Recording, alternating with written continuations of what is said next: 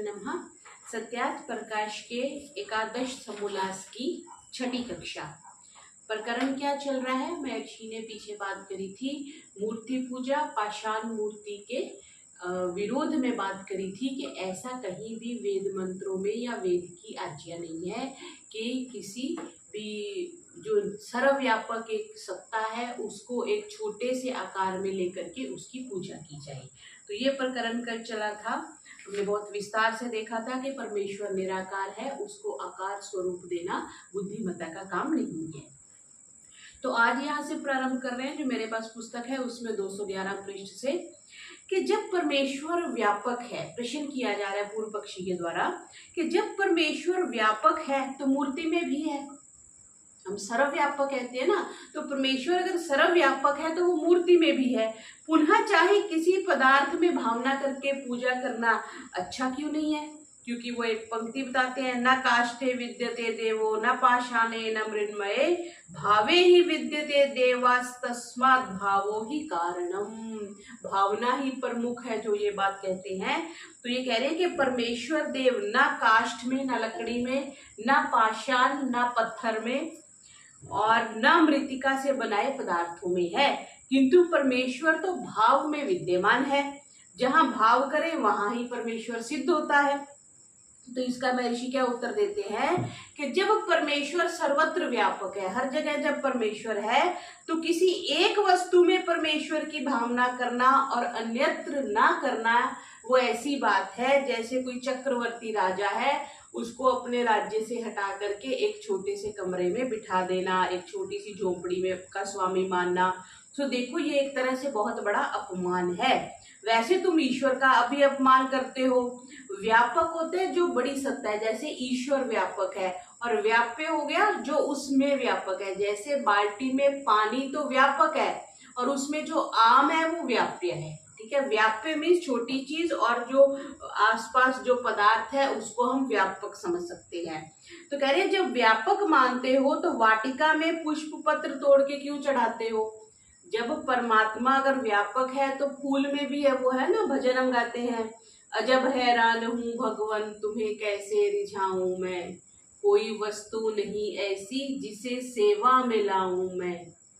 तो उसमें एक पंक्ति में आता है ना कि तुम्ही हो फूलों में भी, तुम्ही चंदन कैसे चंदन लगाऊं मैं, क्योंकि चंदन भी तुम ही हो, तुम्हारी ना भुजाएं हैं, ना सिर है, ना मस्तक है, मैं कहाँ चंदन लगाऊं।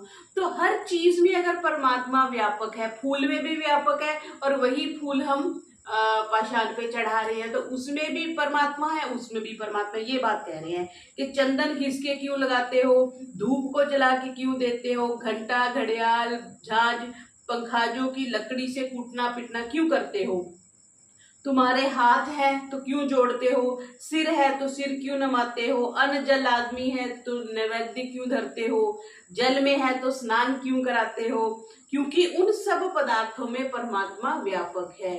वो तो उसमें कहते हैं ना, भला भगवान को भगवान पर कैसे चढ़ाऊं मैं। तो उसी की एक तरह से ये इसी जो प्रकरण को महर्षि ने लिखा है उसी की व्याख्या उस भजन में है। तो फिर ये कह रहे हैं कि जो तुम व्यापक की पूजा करते हो या व्याप्य की, मतलब आप पानी को पूज्य मान रहे हो या उसमें पड़े हुए आम को। तो कह रहे हैं जो व्यापक ही करते हो तो पाषाण लकड़ी आदि पर चंदन पुष्प आदि क्यों चढ़ाते हो? अगर हर चीज में ही परमात्मा है तो आप पाषाण पर, पत्थर पर फूल क्यों चढ़ाते हो? क्योंकि फूल में भी परमात्मा है और पत्थर में भी परमात्मा है। और जो व्याप्य की करते हो तो हम परमेश्वर की पूजा करते हैं, ऐसा क्यों झूठ बोलते हो? फिर तो तुम व्याप्य की कर रहे हो। मतलब जो आम की पूजा कर रहे हो तो फिर ये क्यों कह रहे हो कि जल की कर रहे हो? हम पाषाण आदि के पुजारी हैं, ऐसा सत्य क्यों नहीं बोलते? तो कहते हैं कि अब कहिए कि भाव, ये भाव की बात है, भाव सच्चा है या झूठा। तो जो कहो कि सच्चा है तो तुम्हारे भाव के अधीन होकर परमेश्वर बध जाएगा। बांध दिया ना हमने उसको मूर्ति में, मंदिर की कोठरी में, फिर उसको हमने 12 बजे ताला लगा दिया, भगवान जी को हमने कहा कि अब आप तुम जबरदस्ती सो जाओ। तो तुम मृतिका में स्वर्ण रजत, पाषाण में हीरा पन्ना आदि, समुद्र फेन में मोती, जल में घृत दूध दधी आदि और धूल में मैदा शक्कर आदि की भावना करके उनको वैसा क्यों नहीं बना देते? जिस पदार्थ की जरूरत हो अगर वो भावना से ही बन जाता है, तो महर्षि कह रहे हैं कि आप रेता में शक्कर बना लो, चीनी बना लो। भावना, भावना मीन्स इमेजिन कर लेना, इसको ऐसे समझ सकते हैं। तो ऐसा क्यों नहीं कर लेते? तो जो अगर तुम कहते हो कि दुख की भावना कभी नहीं करते, पर दुख तो होता है, और सुख की भावना हमेशा करते हो तो लेकिन सुख नहीं होता है। और अंधा पुरुष नेत्र की भावना करके क्यों नहीं देख लेता?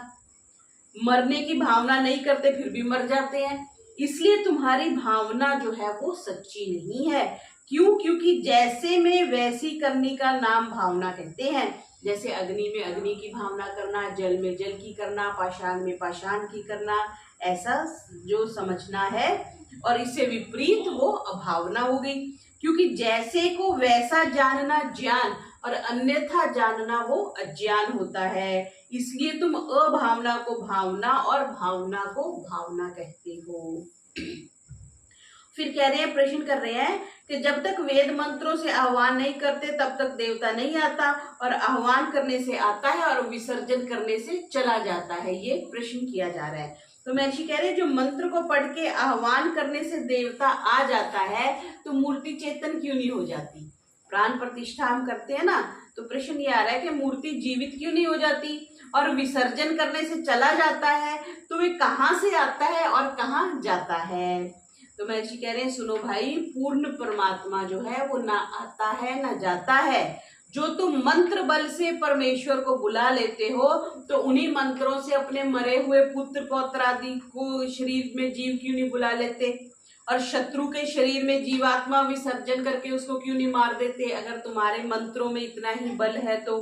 फिर कह रहे हैं, सुनो भाई भोले भाले लोगों, ये पोप जी तुमको ठग कर अपना प्रयोजन सिद्ध करते हैं। वेदों में पाषाण आदि मूर्ति पूजा और परमेश्वर के आवाहन विसर्जन करने का एक भी अक्षर नहीं है। फिर वो कुछ संस्कृत में दे रहे हैं और उसको कह रहे हैं कि ये वेद मंत्र है, कुछ ऐसा बोल रहे हैं, प्राणा इह गच्छन्तु सुखम चिरम तिष्ठन्तु स्वाहा, कुछ ऐसा मंत्र लिख रहे हैं कि ये वेद मंत्र है। तो क्यों ये हमें कह रहे हैं, क्यों कहते हो कि ये नहीं है? तो महर्षि कह रहे हैं, अरे भाई, बुद्धि की थोड़ी सी तो अपने काम में लाओ। ये सब कपोल कल्पित वाम मार्गियों की वेद के विरुद्ध तंत्र ग्रंथों की पोप रचित पंक्तियां हैं, ये वेद के मंत्र नहीं है, वेद वचन नहीं है। तो फिर प्रश्न कर रहे हैं कि क्या तंत्र झूठा है? तो महर्षि कह रहे हैं, बिल्कुल झूठा है। बिकॉज जैसे आह्वान करना, प्राण प्रतिष्ठा करना, पाषाण आदि मूर्ति विषयक वेदों में एक मंत्र भी नहीं, और वैसे ही स्नानम समर्पयामि ये भी वचन नहीं है। अर्थात इतना भी नहीं है कि पाषाण आदि मूर्ति रचयित्वा मंदिरेषु संस्थाप्य गंधाधिर्भिर अर्चयेत, कि पत्थर की मूर्ति बना करके उसको मंदिर में स्थापना करो, उसको पुष्पों से उसकी अर्चना करो, ऐसा भी कहीं नहीं लिखा। तो ऐसा लेश मात्र भी कहीं वेद में नहीं लिखा। फिर महर्षि कह रहे हैं कि जो प्रश्न किया जा रहा है कि जो वेदों में विधि नहीं है तो खंडन भी नहीं है, और जो खंडन है तो प्राप्तो सत्याम निषेधः, मूर्ति के होने ही से खंडन जो है संगत हो सकता है। तो कह रहे हैं कि विधि तो नहीं है, परंतु परमेश्वर के स्थान पर किसी अन्य पदार्थ को पूजनीय न मानना और सर्वदा जो है वो निषेध किया है। क्या अपूर्व विधि नहीं होता? तो यजुर्वेद के 40वें अध्याय का जो 9वां मंत्र है, अंदन्तमः प्रविशन्ति ये संभूति मुपासते ततो भूयो युवते तमो य संभूत्यामृतः। फिर दूसरा उदाहरण दिया, न तस्य प्रतिमा अस्ति, ये भी यजुर्वेद के 32वें अध्याय का है।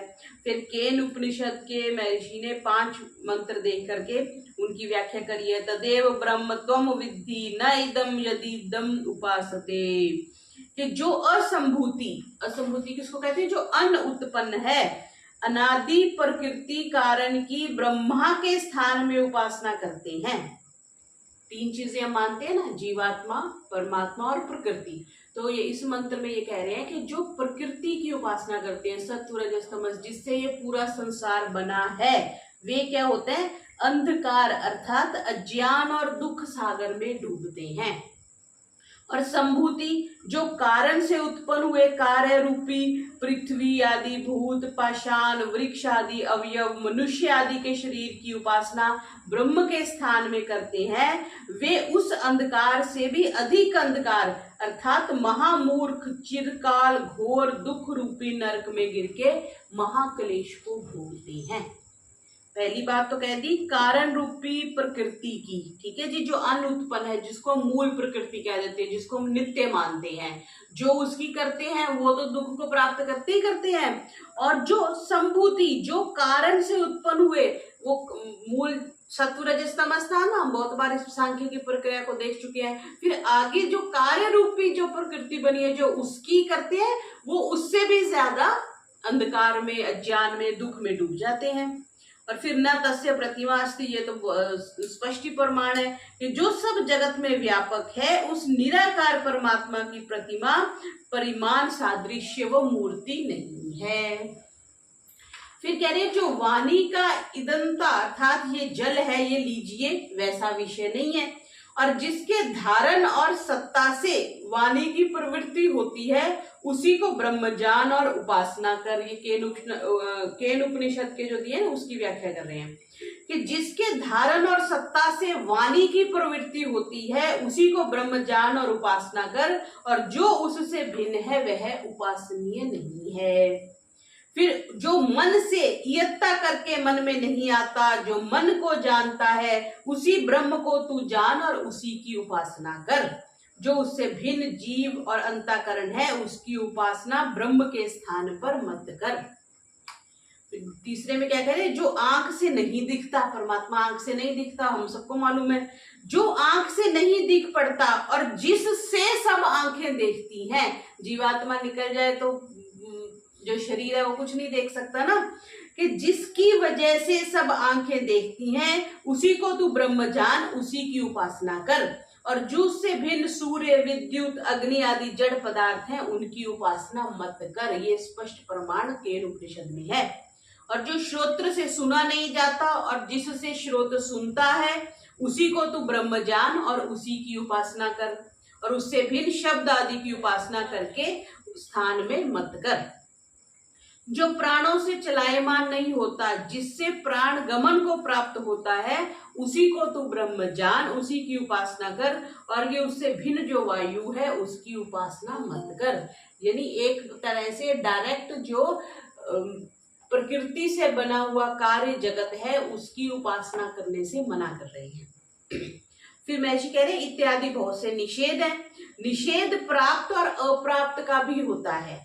प्राप्त का जैसे कोई कहीं बैठा हो उसको वहां से उठा देना, और अप्राप्त का जैसे हे पुत्र तू चोरी कभी मत करना, कुएं में मत गिरना, दुष्टों का संग मत करना, विद्याहीन मत रहना इत्यादि अप्राप्त का भी निषेध होता है। प्राप्त जो चीज हमें प्राप्त है हमारे अप्रोचेबल है, और अप्राप्त जो अप्रोचेबल नहीं है।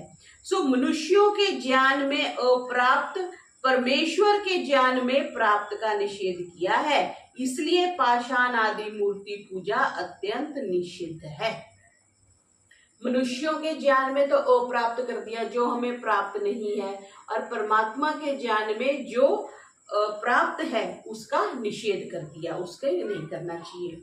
फिर प्रश्न कर रहे हैं कि मूर्ति पूजा में पुण्य नहीं तो पाप भी नहीं है, पूजा तो कर रहे हैं ना।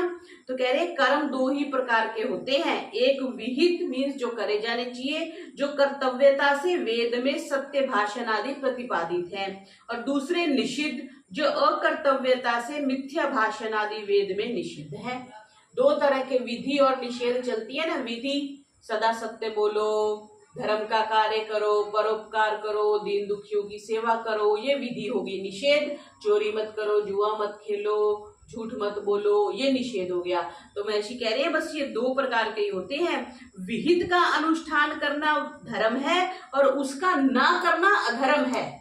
दीन दुखी की सेवा ना करना, सत्य ना बोलना, ये सारे अधर्म हो गए। वैसे ही निषिद्ध कर्म का करना अधर्म है और ना करना धर्म है। जैसे विषिद्ध कर्म क्या हो गया जी, निषिद्ध कर्म हो गया जुआ खेलना, झूठ बोलना, इसका तो करना जो हो गया वो अधर्म हो गया और ना करना धर्म हो गया। जब वेदों से निषिद्ध मूर्ति पूजा आदि कर्मों को तुम करते हो तो पापी क्यों नहीं? ये अगर प्रश्न का उत्तर महर्षि ने दिया। फिर आगे प्रश्न कर रहे हैं कि देखो वेद तो अनादि है, आप भी मानते हो, उस समय मूर्ति का क्या काम था? जब स्टार्टिंग में परमात्मा ने वेदों का ज्ञान दिया उस समय मूर्ति का क्या काम था? क्योंकि पहले तो देवता प्रत्यक्ष थे। यह रीति तो पीछे से तंत्र और पुराणों से चली है। जब मनुष्यों का ज्ञान और सामर्थ्य न्यून हो गया तो परमात्मा को ध्यान में नहीं ला सके तो मूर्ति का ध्यान तो कर सकते हैं। इस कारण अज्ञानियों के लिए मूर्ति पूजा है। ये तो मैंने उसने बताया था ना, ये जो अभी शंकराचार्य जी हैं बनारस में, अविमुक्तेश्वर जी, वो यहाँ आए थे हिसार में एक बार, तो उन्होंने बात रखी थी कि मैंने उनसे पूछा था कि परमात्मा निराकार है कि साकार है, क्योंकि वो कुछ बता रहे थे ऐसे ऐसे पूजा करनी चाहिए। तो उन्होंने भी इस चीज को स्वीकार किया कि परमात्मा तो निराकार है, लेकिन निराकार की बुद्धि हर एक के दिमाग में बैठती नहीं है, इसलिए उसको साकार, क्योंकि हमें बचपन से देखने की आदत पड़ती ना, माँ को देखा, एप्पल को देखा, मैंगो को देखा, खिलौनों को देखा, हमें आकार वाली वस्तुओं को हमारा मन पकड़ लेता है, हमें समझ भी आ जाती है। इसलिए वो कह रहे हैं कि क्योंकि सामर्थ्य नहीं था, ज्ञान और सामर्थ्य न्यून हो गया तो परमात्मा को ध्यान में नहीं ला सके और मूर्ति का ध्यान कर सकते हैं। इस कारण अज्ञानियों के लिए मूर्ति पूजा है। क्योंकि सीढ़ी से चढ़े तो भवन पर पहुंच जाए, पहली सीढ़ी छोड़कर ऊपर जाना चाहे तो नहीं जा सकता, इसलिए मूर्ति प्रथम सीढ़ी है। ये प्रश्न किया जा रहा है। इसको पूजते पूजते जब ज्ञान होगा, अंतःकरण पवित्र होगा, तब परमात्मा का ध्यान कर सकेंगे।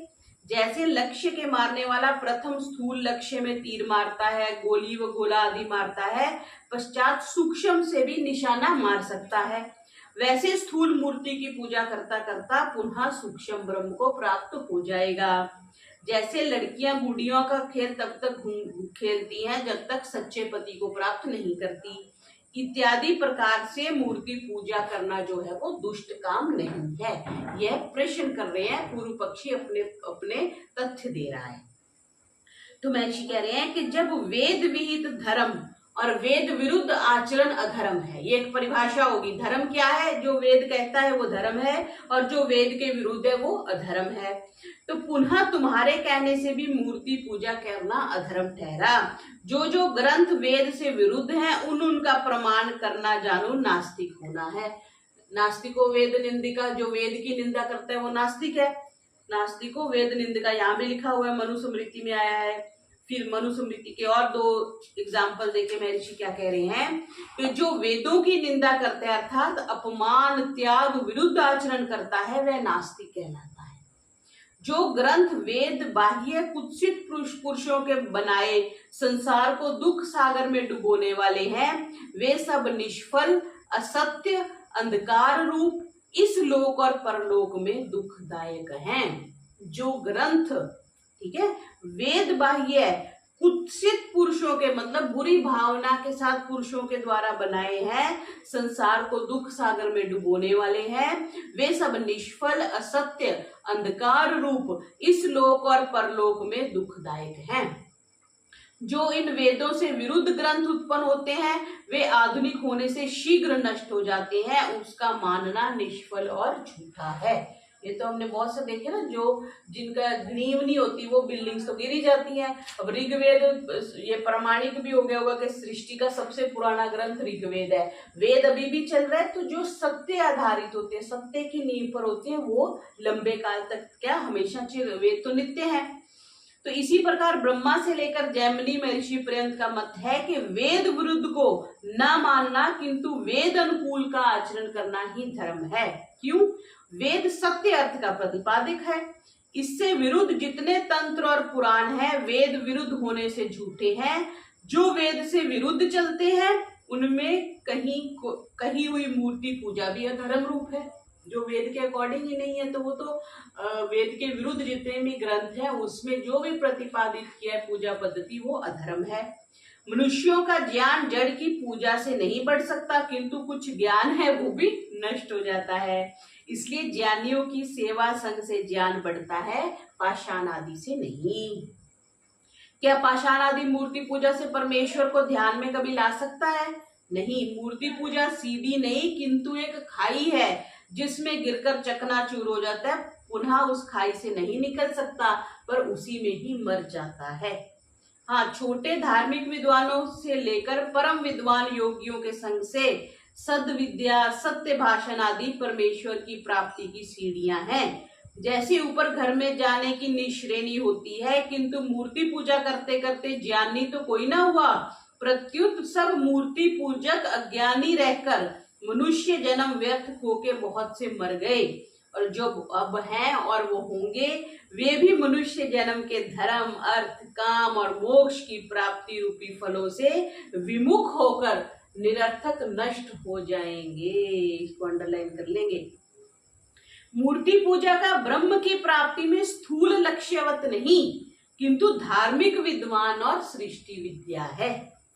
मूर्ति पूजा ब्रह्म की प्राप्ति में स्थूल लक्ष्यवत नहीं है किंतु धार्मिक विद्वान और सृष्टि विद्या है। इसको बढ़ाता बढ़ाता ब्रह्म को भी पा लेता है। और मूर्ति गुड़ियों के खेलवत नहीं किंतु प्रथम अक्षर अभ्यास सुशिक्षा का होना गुड़ियों के खेलवत ब्रह्म की प्राप्ति करा सकता है। तो सुनिए, जब अच्छी विद्या और शिक्षा और विद्या को प्राप्त होगा तब सच्चे स्वामी परमात्मा को पाया जा सकेगा। तो एक तरह से ये जो पूर्व पक्षी ने ये कहा कि पहले हम मूर्ति पे ध्यान करेंगे फिर हम निराकार परमात्मा में करेंगे, तो महर्षि ने उस चीज को निषेध कर दिया कि ऐसा संभव नहीं है। फिर प्रश्न कर रहे हैं कि साकार में मन स्थिर होता और निराकार में स्थिर होना कठिन है, इसलिए मूर्ति पूजा रहनी चाहिए। तो महर्षि कह रहे हैं साकार में मन स्थिर कभी नहीं हो सकता क्योंकि उसको मन झट ग्रहण करके उसके एक एक अवयव में घूमता रहता है और दूसरे में दौड़ जाता है। अब जैसे हमने कोई भी मूर्ति सामने, सपोज हमने श्री कृष्ण जी महाराज की रख ली, तो कभी हम बांसुरी पे देखेंगे, कभी आंखों पे देखेंगे, कभी उनकी वस्त्रों को देखेंगे, कभी उनके मुकुट को देखेंगे, वही बात कह रहे हैं। और निराकार अनंत परमात्मा के ग्रहण में यावत सामर्थ्य मन अत्यंत दौड़ता है तो भी अंत नहीं पाता।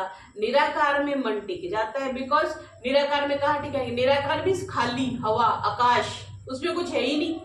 उसमें ऐसे तो नहीं कि पहले बांसुरी देखी, फिर हमने मुकुट देखा, फिर हमने हाथ देखा, फिर हमने वस्त्र देखे, ऐसा तो नहीं है, कुछ भी नहीं है। कुछ भी नहीं है तो मन बहुत जल्दी स्थिर होता है। और ये प्रमाणिक बात है कि निराकार पे मन बहुत जल्दी टिक जाता है। निरवयव होने से चंचल भी नहीं रहता। नहीं तो एक बार बांसुरी देखी, फिर बांसुरी, अच्छा ये बांसुरी कहाँ से ली होगी, इन्होंने मथुरा से ली होगी। अच्छा, फिर बांसुरी बजाते थे, बांसुरी हमारे कॉलेज में भी कोई बांसुरी बजाता था, वो ऐसे ऐसे बजाता था, बांसुरी के इतने सुराख होते हैं। मतलब विचारों की श्रृंखला फिर बढ़ती जाती है जब ध्यान में बैठते हैं। तो कह रहे हैं निरवयव होने से अगर निराकार करते हैं तो मन चंचल नहीं होता किंतु उसी के गुण कर्म स्वभाव का विचार करता आनंद में मगन होकर स्थिर हो जाता है। अब निराकार परमात्मा उसको कुछ है ही नहीं तो किस पे मन विचलित नहीं होगा, ये बात कह रहे हैं। और जो साकार में स्थिर होता तो सब जगत का मन स्थिर हो जाता, क्योंकि जगत में मनुष्य, स्त्री, पुत्र, धन, मित्र आदि साकार में फंसा रहता है, परंतु किसी का मन स्थिर नहीं होता। जिसको पूछो आजकल मन परेशान है। आज ही कोई एक वीडियो किसी ने भेजी हुई थी, तो एक महाराज जी थे, वो बता रहे थे 500,000 करोड़ का कोई व्यक्ति था, शायद इतनी ज्यादा उसकी प्रॉपर्टी थी। तो वो मिलने आया, तो उसको पूछा कि तुमने सबके सामने बात करनी है या अलग में? तो कहते जी अलग में बात करनी है। तो कहते वो बंद कमरे में ऐसे रोया जैसे स्त्रियां रोती हैं। 500,000 करोड़ का आदमी हो और ऐसा रोया, कहते कि इतनी उसको दुख थे, इतनी उसको परेशानियां थी। तो क्यों? स्त्री, पुत्र, धन और मित्र, ये सारा दिन हम यही तो सोचते रहते हैं। जो परिवार वाले स्त्री के बारे में सोचेंगे, पुत्र के बारे में सोचेंगे, धन के बारे में तो सारा दिन ही सोचते हैं, फिर या मित्र के बारे में सोचेंगे, और क्या हम सोचते हैं। आदि साकार में फंसा तो सारा दिन रहता है, परंतु किसी का मन स्थिर नहीं होता। बच्चा ठीक होना चाहिए, पति ठीक होना चाहिए, पत्नी ठीक होनी चाहिए, धन आ जाना चाहिए, जो सगे संबंधी है, मित्र हैं, वो ठीक हो जाने चाहिए। लेकिन जब निराकार में मन लगाते हैं तो एकदम निराकार हो जाते हैं। क्यों? ना तो उसका कभी नाश होना है, ना कभी उसका एक्सीडेंट होना है, ना कभी उसका लॉस होना है। पैसे आज हैं, कल नहीं रहेंगे, समस्या हो जाएगी। मित्र आज मित्र है, सेवा कर रहा है, साथ दे रहा है, कल नहीं रहेगा, समस्या हो जाएगी। पुत्र आज आज्ञा का पालन कर रहा है, कल नहीं रहेगा तो दिक्कत हो जाएगी। परमात्मा तो हमेशा रहेगा, उसका कभी नुकसान भी नहीं होना, उसने कभी चले भी नहीं जाना, वो कभी रूठेगा भी नहीं, कभी उसको मनाने की भी जरूरत नहीं है, कभी वो पैसे भी नहीं मांगेगा। मित्र इसलिए हमसे हम मित्र हो जाते हैं कि हम उनको जरूरत पे पैसे नहीं देते, जिसको पैसे दे देते हैं वो वापिस नहीं करता है।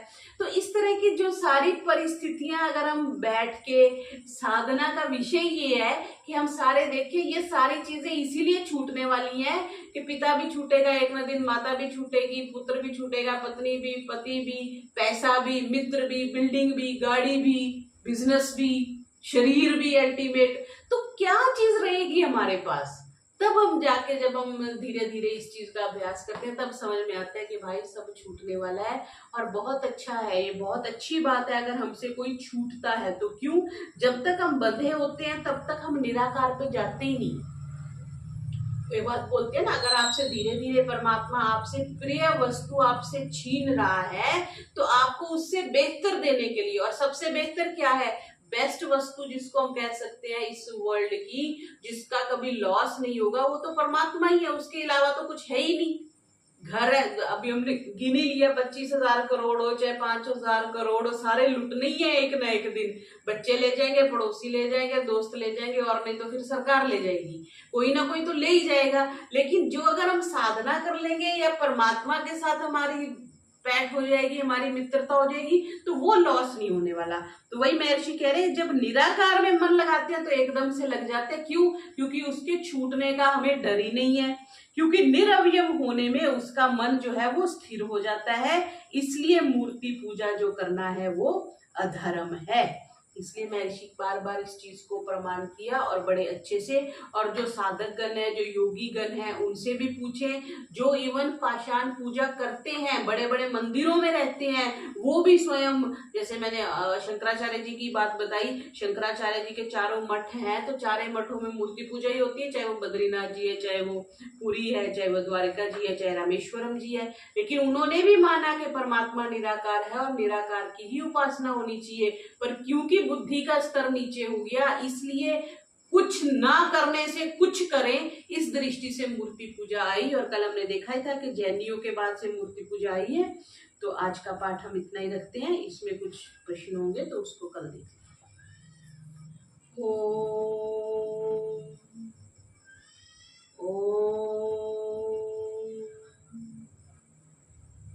ओम